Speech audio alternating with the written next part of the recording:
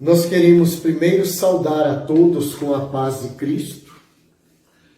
É muito importante que nesse momento cada um que está participando dessa aula possa ter em mão todo o material que for necessário para lhe auxiliar, não tanto agora, mas depois, durante a semana, no decorrer dos dias, para poder estar lendo a lição, estudando a lição e acompanhando a leitura com essas anotações que você vai fazer. E, claro, com o próprio vídeo, que vai estar também à sua disposição.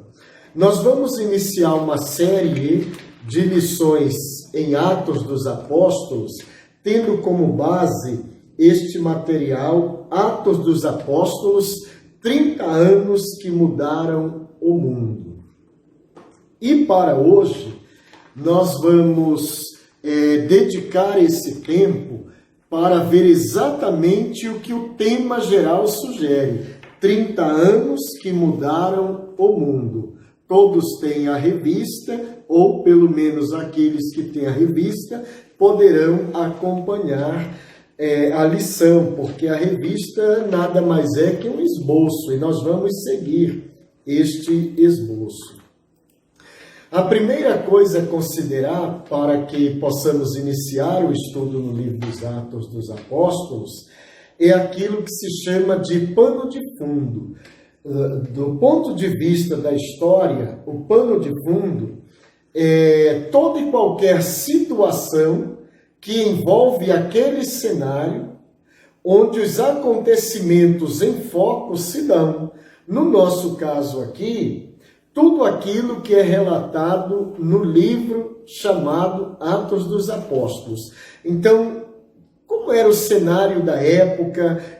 Qual foi esse pano de fundo que motivou a escrita do livro, a produção do livro, e um pano de fundo tal em que a história da igreja começou a se desenvolver. É isso que nós vamos valorizar neste momento. Então pegue aí a sua revista. 3 vantagens para os primeiros crentes.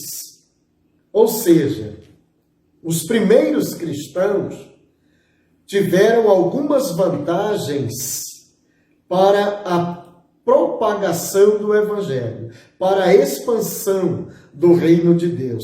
A primeira vantagem é a paz romana, ou pax romana, como é historicamente falada.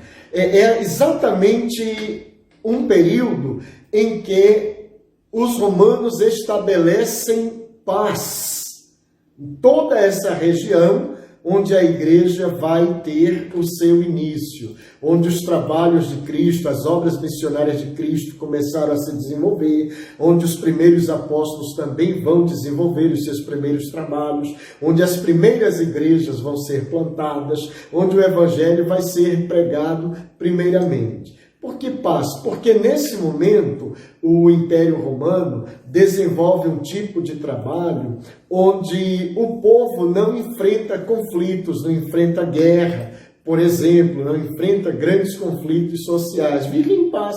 E isso é importante considerar porque isso vai facilitar a propagação do Evangelho. Os romanos são vistos até como administradores de mãos de ferro. Eles foram realmente muito duros na sua administração. Mas eles fizeram coisas muito importantes que tais coisas vão facilitar enormemente a propagação do Evangelho. Por exemplo, a construção de estradas. Se não fosse o trabalho de engenharia do Império Romano de construir estradas ligando as cidades, ligando as regiões, tornar-se-ia muito difícil pregar o Evangelho e alcançar tantas pessoas como foram alcançadas na época. Então, esse período já vai facilitar muito. Isso é, portanto, um ponto favorável para aqueles primeiros crentes. Eles podiam ir a diferentes lugares, levando a palavra de Deus, sem maiores problemas, sem maiores dificuldades, por causa da ação administrativa do Império Romano naquela época. Então esse é um aspecto importante, é a paz romana, que é historicamente dita Pax Romana, em latim, Pax Romana. Outra coisa importante nessa época, que ajudou muito na proliferação do Evangelho, você tem aí no seu texto, é a língua grega como língua predominante. É claro que naquela época o povo tanto falava o hebraico como o aramaico, o latim, que era a língua oficial dos romanos, mas também a língua grega, que foi uma herança deixada por Alexandre o Grande, no seu apogeu, no seu momento de helenismo. É importante considerar que o povo, de uma maneira geral, falava o grego. Então, isso facilita muito a comunicação. Isso é um fator positivo para aqueles primeiros crentes expandirem o reino de Deus, anunciarem o Evangelho, porque eles tinham essa facilidade de um idioma comum a todos aqueles povos, que era a língua grega. Então, tudo isso a gente tem que levar em conta, que faz parte daquele cenário onde vai se desenvolver toda a história narrada no livro dos Atos dos Apóstolos. Uma outra questão também que tem que ser levada em conta, que é favorável, é a fé judaica, que você tem também aí na sua revistinha. Nós não podemos esquecer o seguinte: o cristianismo tem a sua origem no judaísmo. Então, as primeiras pessoas que vão fazer parte desse grupo de cristãos, dessa nova religião que está surgindo, que está se formando, já tem uma experiência de fé, e é a fé judaica. Então, isso apresenta um cenário favorável, um cenário positivo, porque o povo já conhece a fé, já sabe o que é fé, já tem experiência com o sobrenatural, já tem experiência com o divino. Agora esse povo está mais aberto, é um povo mais acessível a receber a mensagem de Cristo.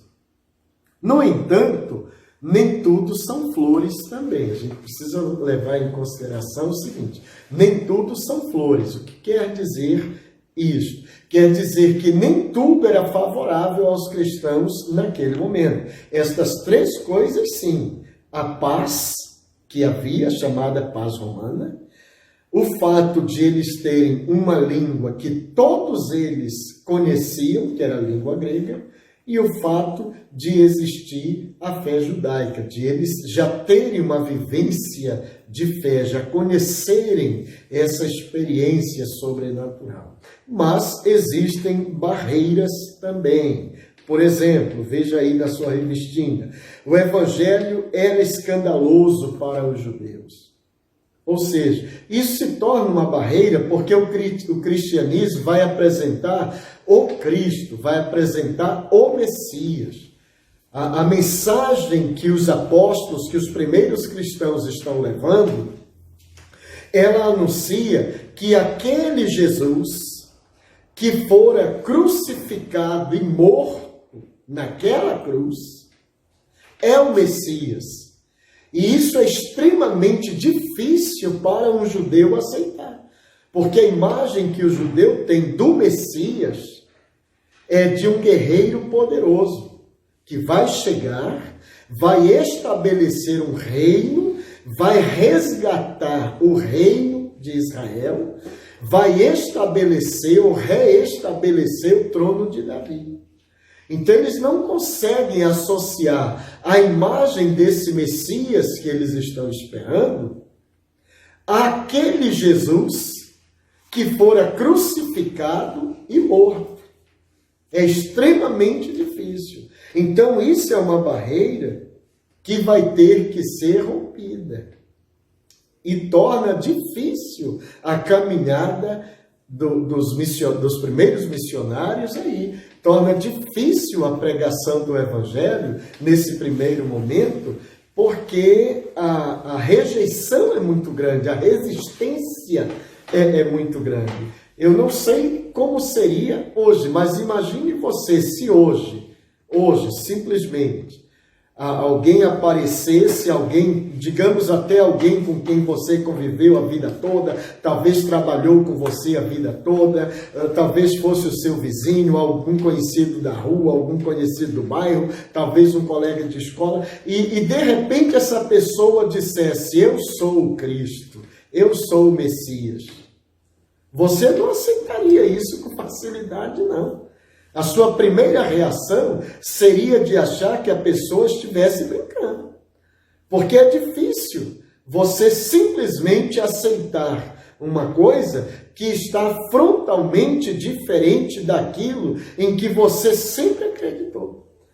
Então, nesse momento, o Evangelho que anuncia que Jesus é o Messias, que Jesus é o Cristo, é um escândalo para os judeus. Isso é uma barreira, portanto. Mas essa não é a única barreira. Depois, o Evangelho era loucura para os gentios. Loucura. Mas por que isso? Porque tem que entender assim. É um povo que acredita em muitos deuses. É um povo que acredita em tudo quanto é coisa. Tudo é um Deus para eles. O sol é um Deus, uma estrela é um Deus, mas um cachorro também é um Deus, um gato também é um Deus, uma rã também é um Deus. Ou seja, tudo é Deus. Aí, de repente, vem um evangelho dizendo que não é nada disso. Esse aqui que eu estou te apresentando, que é filho daquela mulher chamada Maria, e que é filho daquele carpinteiro chamado José, esse é que é o Deus verdadeiro, que desceu do céu, se fez carne, viveu entre nós e foi morto numa cruz, mas ressuscitou no terceiro dia. Se nós formos analisar racionalmente essa mensagem, é uma loucura. É uma loucura, porque hoje mesmo nós podemos criar um cenário para tentar visualizar o impacto que isto pode causar. Imagine você, alguém da sua família ou algum conhecido seu que faleceu recentemente, morreu.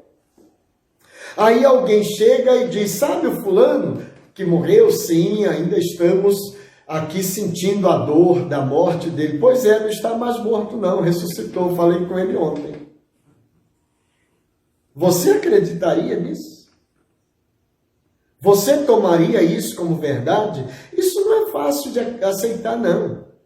Então, nós hoje aceitamos o fato da ressurreição de Cristo pela fé. Pela fé. E outra, não aconteceu em nossos dias. Mas tivesse acontecido nos nossos dias, nós teríamos muita resistência para aceitar essa mensagem de que esse que morreu ressuscitou e ele é Deus. Então havia essa dificuldade, porque isso é uma loucura. É uma loucura. É por isso que o apóstolo diz que todo o processo de salvação, todo o plano de salvação é uma loucura. E aprove a Deus salvar o homem pela loucura da pregação. Então, para os gentios, o evangelho tinha essa característica. Era uma coisa louca, uma coisa absurda. Difícil de aceitar, difícil de acreditar. Então, são barreiras. Mas são barreiras que trazem desafios, mas que necessariamente não significam impedimento para a proclamação do Evangelho. Tanto é que o Evangelho foi pregado, foi anunciado. Então, você vê, tivemos aí, nesse primeiro cenário, pontos favoráveis, a paz, né? Então você pode ir e vir com liberdade, sem maiores problemas. Você pode ir para qualquer cidade, qualquer região, sem maiores problemas.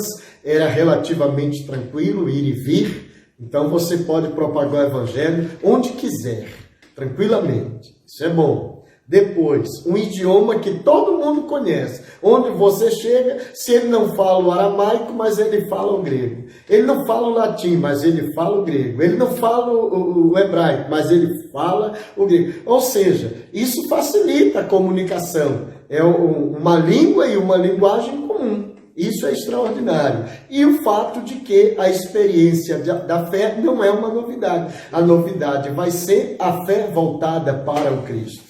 A fé voltada para Jesus. Mas não é uma novidade o fato de a pessoa crer, porque eles já têm experiência com crer, já têm vivência nisso. E aí temos essas barreiras. O fato de que os judeus não aceitam com facilidade essa mensagem, porque é altamente escandalosa a partir daquilo em que eles acreditam. E, por outro lado, os gentios acham que é uma coisa louca demais para ser verdadeira. Mas nada disso foi impeditivo. Os primeiros cristãos anunciaram a palavra, enfrentaram essas barreiras e o evangelho foi divulgado e o reino de Deus foi propagado. Então, essa é a primeira parte da nossa lição. A outra que você tem aí também na sua revistinha é quem foi o autor dos Atos dos Apóstolos, né, do ponto de vista humano. Porque os mais crentes vão dizer, o autor é Deus, que a palavra é de Deus. Não, mas nós estamos considerando a pessoa que escreveu aquilo que Deus queria que fosse escrito. É Lucas. Agora, quem foi Lucas? Lucas tradicionalmente se reconhece, se aceita como tendo sido um médico gentil. Gentil não no sentido de um homem educado, de um homem delicado, no sentido de não ser judeu. Ele não era um judeu. Então, ele era um gentil. Todo aquele que não é judeu é gentil. É importante perceber o seguinte. Lucas escreve uma obra. Essa obra tem duas partes. A primeira parte nós conhecemos como Evangelho segundo Lucas. E a segunda parte da mesma obra que nós conhecemos como Atos dos Apóstolos. Alguns questionam se Atos dos Apóstolos seria o termo ideal para classificar esse livro. Isso é totalmente irrelevante, embora, é claro, tradicionalmente é esse o título do livro, mas o livro não se propõe a falar dos atos de todos os apóstolos, e sim de alguns poucos, como nós vamos ver no decorrer. Mas Lucas é o autor dessa obra. A finalidade dele, ao escrever a obra completa, é trazer a história dos primórdios da igreja, dos primeiros anos da igreja cristã, desde que ela surge após a ascensão de Jesus, começando em Jerusalém, até que chegue a Roma. Até porque toda a temática do livro dos Atos está no capítulo 1, no verso 8 dos Atos dos Apóstolos. Ali nós temos a ordem que o Espírito Santo dá à igreja, não só aos apóstolos naquele momento, mas à igreja como corpo místico de Cristo, a igreja como um todo, para anunciar esse evangelho. A igreja vai receber o poder que é o próprio Espírito Santo e, ao mesmo tempo, a graça desse Espírito. Vai receber isto, mas com que finalidade? Anunciar a palavra em Jerusalém, em toda a Judéia, em Samaria e até os confins da terra. Então, todo o livro dos Atos dos Apóstolos está pautado neste versículo. Começa em Jerusalém, o livro, e termina em Roma. Ou seja, o evangelho começou a ser pregado em Jerusalém, foi por toda a Judéia, região de Samaria e chegou até os confins da terra. Então, na narrativa de Lucas, o que representa esses confins da terra, ou seja, fora de todo o território judaico, é Roma. Então ele termina o livro com o evangelho chegando a Roma. Então é significativo. E quem foi esse Lucas? Um médico de Antioquia, uma pessoa que conheceu o Evangelho através dos trabalhos do apóstolo Paulo, alguém que se tornou inclusive um companheiro de Paulo, esteve com ele até na prisão, embora não tendo sido condenado como Paulo foi, mas fora preso também com ele. E vai ser aquela pessoa que vai se preocupar em pesquisar, investigar tudo o que foi possível sobre a passagem de Jesus aqui pela terra. Ele não conheceu pessoalmente Jesus, como Paulo também não, mas ele pesquisou, Lucas pesquisou, ele indagou, ele foi com pessoas que conheceram Jesus, que viram os milagres de Cristo, ouviram de primeira mão os sermões de Cristo, acompanharam Jesus literalmente. E ele vai com essas pessoas e vai entrevistar, e vai pesquisar, e vai indagar, e escrever minuciosamente tudo aquilo que lhe foi relatado. Aí você tem o Evangelho de Lucas e você tem o livro dos Atos dos Apóstolos. E tudo isso ele faz se dirigindo a uma pessoa, que é um certo Teófilo. Ele escreve o Evangelho para esse Teófilo, para mostrar a ele as coisas que aconteceram, as coisas que Jesus fez e que Jesus ensinou. E depois o livro dos Atos ele escreve também para esse mesmo Teófilo, que é a segunda parte de uma mesma obra. Só que no livro dos Atos ele começa narrando aquilo que ele ouve, que ele recebe de informação, mas depois ele passa a fazer parte da história. É quando ele encontra Paulo, ele encontra esse Evangelho e ele passa a acompanhar Paulo nas suas viagens, e aí Lucas não é só um pesquisador, agora ele é uma testemunha ocular da história, porque ele faz parte dela. Ele é um dos agentes dessa história que ele está narrando. Então, tudo isso é muito significativo. Lucas viveu piedosamente, segundo a tradição, a morte dele foi a morte de mártir, ele foi morto, enforcado, assim que Lucas morreu. Não se sabe exatamente o ano em que ele morreu, mas alguns teólogos acreditam que ele morreu no ano 84 da era cristã, no finalzinho do primeiro século, portanto, da era cristã. E ele teria sido morto, segundo alguns defendem, na Grécia, embora nem todos concordem que ele teria morrido na Grécia e nem todos concordem que ele teria morrido no ano 84. A maioria acredita que é uma incógnita saber onde ele morreu e quando ele morreu. Mas alguns afirmam que ele morreu na Grécia, em Tebas, e que ele morreu no ano 84. E são só informações. Então, é um pano de fundo para a gente entender quem foi essa pessoa que escreveu o livro dos Atos, não é? Isso é muito significativo, isso é muito importante para a gente conhecer melhor o trabalho do livro dos Atos. Os personagens do livro dos Atos, você tem também aí na sua revistinha, os personagens. Quais são os personagens que estão aí presentes? A maioria dos personagens de Atos são leigos. São leigos, são os crentes em geral. Isso é muito importante nós considerarmos. Os apóstolos começam a pregar o Evangelho, mas concomitantemente eles também fazem discípulos. E esses saem pregando o Evangelho e vão por todos os lugares, por onde passam, anunciando a palavra de Deus. Nós precisamos entender assim. Não havia aquela distinção, aquele apóstolo, o trabalho dele é pregar o Evangelho por onde quer que ele passe. Eu sou membro da igreja, o meu trabalho é só ir ao culto, adorar a Deus e etc. Não. Todos tinham a mesma visão, cada um se via como um pregador do Evangelho e responsável pela expansão do reino de Deus. Todos os crentes, não só os apóstolos. E aí você vai ter, portanto, uma grande gama de leigos que anunciam o Evangelho, que propagam o Evangelho por onde quer que passam. Não precisa de uma ordem particular, porque se formos levar isso em conta, a ordem já foi dada.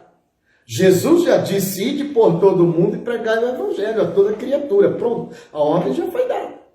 Então a ordem ele já tem. Então os leigos, na sua maioria, são esses personagens presentes no livro dos Atos dos Apóstolos. Outra coisa importante de se considerar. Esses leigos não tinham nenhuma organização. Ou seja, eles não representavam esta ou aquela instituição, esta ou aquela organização. Eles eram crentes, mas crentes que tinham as suas vidas, seus trabalhos, suas famílias, e onde quer que eles estavam, eles tinham claro para eles que era responsabilidade deles falar de Jesus, falar do Evangelho do Reino. E eles simplesmente anunciavam, fosse em casa, fosse na escola, fosse na praça pública, fosse no mercado, fosse onde fosse, eles anunciavam o Evangelho. Não havia uma organização. E outra coisa importante considerar aqui também é que eram transculturais. Ou seja, prega hoje aqui, prega amanhã naquela outra cidade, prega depois naquele outro país. Eles não têm barreiras quanto a isso. Não é aquela coisa de, eu moro aqui nesse lugar, eu só prego aqui. Eles pregavam em todos os lugares do mundo. Não havia esse tipo de barreira, não. Todos eram, podemos dizer, missionários transculturais. Cada crente. Não havia essa coisa de, eu não vou pregar ali porque eu não sou missionário, a igreja não me enviou. Não, ele já está enviado, porque ele é um crente em Cristo. Ele já é um missionário transcultural, porque ele é um crente em Cristo. E a gente precisa estar incutindo também essas ideias. Eram crentes unidos. Isso é uma outra coisa importante que falta muito no século 21. Essa união para se formar uma unidade do corpo de Cristo. Não havia uma disputa como se um quisesse provar que é mais espiritual que o outro, ou um quisesse provar que é mais abençoado que o outro. Não tinha isso. Eles tinham tudo em comum, de verdade. Tudo em comum. E se um padecia alguma necessidade, os outros todos se reuniam para suprir a necessidade daquele. Literalmente falando, materialmente falando. Então, na verdade, onde quer que eles estivessem, o corpo era um só. O corpo era um só. Não havia divisão. A gente ouve falar assim, havia igreja em Filipos, havia igreja de Corinto, havia igreja de Colossos, mas isso não é denominação. Não é como eu estou falando hoje que existe uma igreja que é Deus forte, existe uma igreja que é Deus é amor, existe uma outra igreja que Deus é fortíssimo, existe uma outra igreja onde Deus é poderoso, na outra Deus é poderosíssimo. Não existe isso, essas denominações. Quando a gente diz igreja de Corinto, igreja de Filipos, igreja de Colossenses, são as cidades onde as igrejas estavam localizadas, onde o grupo de crentes estava localizado, residia, morava. É isso que vai definir. Então nós não estamos falando de denominação, nós estamos falando de lugares, localidades onde a igreja estava presente. Mas a igreja, onde quer que ela estivesse, na cidade onde ela estivesse, era uma só. Havia uma unidade, porque o corpo de Cristo era unido, era coeso. O propósito era ganhar vidas para Cristo. Depois, mobilidade. Havia uma mobilidade incrível. O que é isso? Ele está hoje aqui, amanhã ele estava numa outra cidade levando o Evangelho. Ele não se prendia àquele território. Ele ia para tudo quanto era lugar. E ele aproveitava essas oportunidades para anunciar o Evangelho. E às vezes, até como a gente vai ter na história de Priscila e Áquila, por exemplo, Eles mudavam de lugar, passavam a morar em outro lugar, com a finalidade de pregar o evangelho lá naquela cidade. Então eles pegavam tudo que era deles e mudavam de cidade. E por que mudava de cidade? Porque ele queria pregar o evangelho para aquelas pessoas daquela cidade. Aí depois de um tempo já iam para outra cidade pregar o evangelho em outro lugar. Todos leigos. Não eram pastores, não eram apóstolos, eram membros do corpo de Cristo. Outra coisa, o contexto tem uma relevância para nós até hoje. Por quê? Veja aí na sua revistinha. Seu contexto era os centros urbanos. Ou seja, eles iam anunciar a palavra onde havia o maior número de pessoas. Por quê? Porque isso é estratégico. Imagine você, alguém que vai anunciar, digamos, trazendo isso para nós aqui, alguém vai anunciar a palavra ali na 25 de março. Em dias sem pandemia, tá? Lá na 25 de março.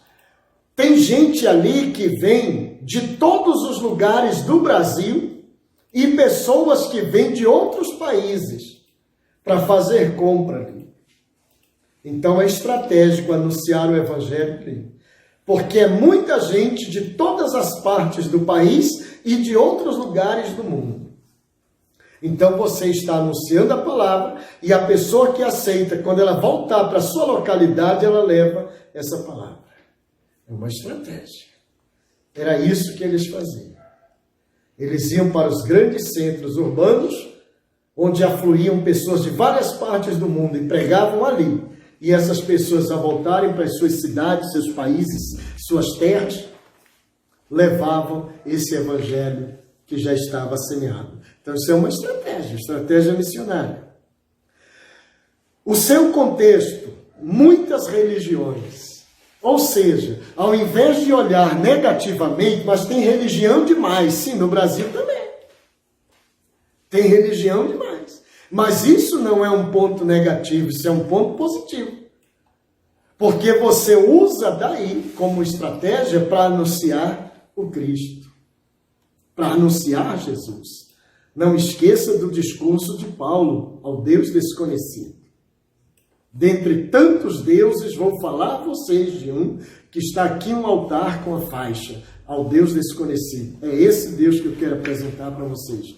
Ou seja, você já tem a seu favor, quando tem muitas religiões no lugar, que as pessoas já são inclinadas à fé, já são inclinadas a crer, já são inclinadas ao sobrenatural. Então, isso daí já é um aspecto positivo. E eles enfrentavam essa situação.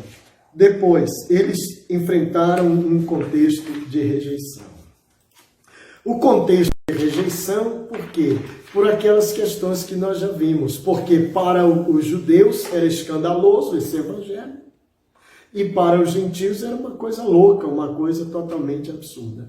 Então eles enfrentam a rejeição, mas a rejeição não pode significar necessariamente uma barreira, um impeditivo.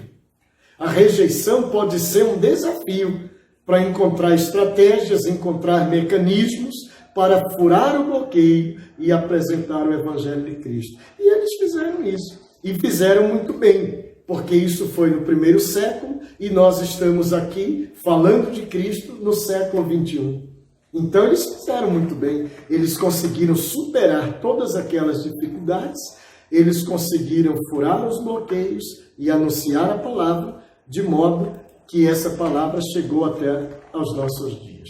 Então o que a gente extrai de lição aí? Nós temos que estar atentos ao contexto em nossa volta. Atentos ao mundo do qual nós fazemos parte. Existem coisas favoráveis para anunciarmos o Evangelho. Hoje, por exemplo, nós temos as redes sociais, as redes de relacionamento.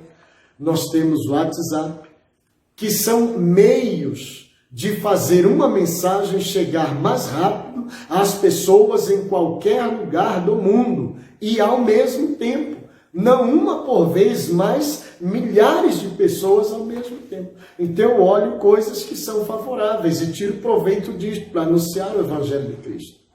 Então, ao invés de perder tempo nessas redes de relacionamento, nessas redes sociais com bobagem, nós podemos aproveitar e estar anunciando coisas positivas, anunciando o Evangelho de Cristo, por exemplo.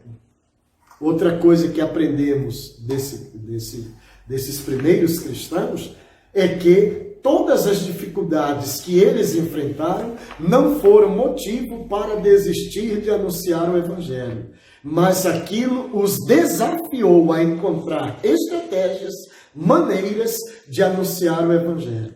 Eles não precisavam ser todos pastores, todos apóstolos, mas como leigos, como membros do corpo de Cristo, simplesmente eles se viam como responsáveis por propagar o Evangelho de Cristo. E eles pregavam em todo lugar onde estavam, no trabalho, nas ruas, nas feiras, nos comércios, por onde eles andavam, nas estradas, em suas próprias casas, eles anunciavam o Evangelho de Cristo. Então isso é um exemplo para nós.